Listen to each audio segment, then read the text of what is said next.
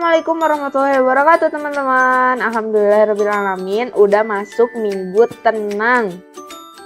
Jadi ini adalah minggu terakhir atau pekan ujian akhir semester. Nah kali ini aku dapat tugas untuk bikin soal minimal 3 tentang perhitungan, yaitu tentang materi hambatan perdagangan tarif. Oke, kita langsung aja ya ke soalnya. Nah ini ada soalnya, kurva permintaan dan penawaran di negara 2, yaitu negara pengimpor barang X. Nah sebelum perdagangan itu tercipta harga PX-nya sama dengan 5, dengan X-nya sama dengan 60. Setelah perdagangan itu tercipta harga PX sama dengan 2, dengan X-nya sama dengan 85.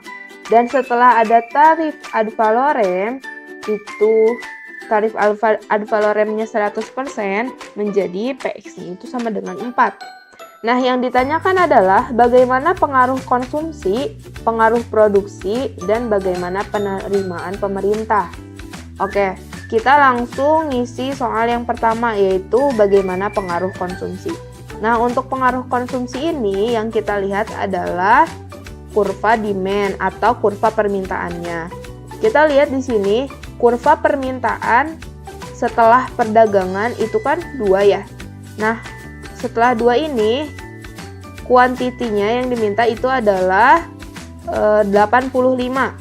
Dan setelah ada tarif yang PX-nya itu 4, di kurva demand ini adalah 70. Jadi kita langsung aja 85 dikurangi dengan 70 sama dengan 15. Nah, kemudian dibagi 2. Kenapa nih harus dibagi 2? Karena teman-teman lihat segitiga di sini. Ini kan segitiganya setengah ya. Nah, kalau misalkan segitiganya full, berarti tidak usah dibagi 2. Karena segitiganya setengah, kita bagi 2. Yaitu 15 dibagi 2 sama dengan 7,5. Kemudian dikalikan dengan selisih harga setelah perdagangan dan setelah ada tarif. Nah, harga setelah perdagangan ini kan 2. Nah, setelah ada tarif ini 4. Berarti selisihnya adalah $2. Jadi kita kalikan langsung 7,5 dikali dengan $2 sama dengan $15. Kemudian apa nih yang terjadi? Yang terjadi adalah pengaruh konsumsi ini, konsumsi di dalam negeri itu menurun dari 85 menjadi 70 seperti kurva yang ditunjukkan. Dan munculnya $15 sebagai biaya proteksi atau kerugian masyarakat akibat meningkatnya tarif, sehingga mengganggu pola konsumsi negara 2. Nah, untuk pengaruh produksinya, kita lihat kurva supply atau kurva penawaran. Nah, kurva penawaran setelah ada perdagangan itu kuantitinya adalah 40. Dan setelah ada tarif, itu kuantitinya menjadi 50. Berarti kita tinggal kurang 50 dikurangi 40 sama dengan 10.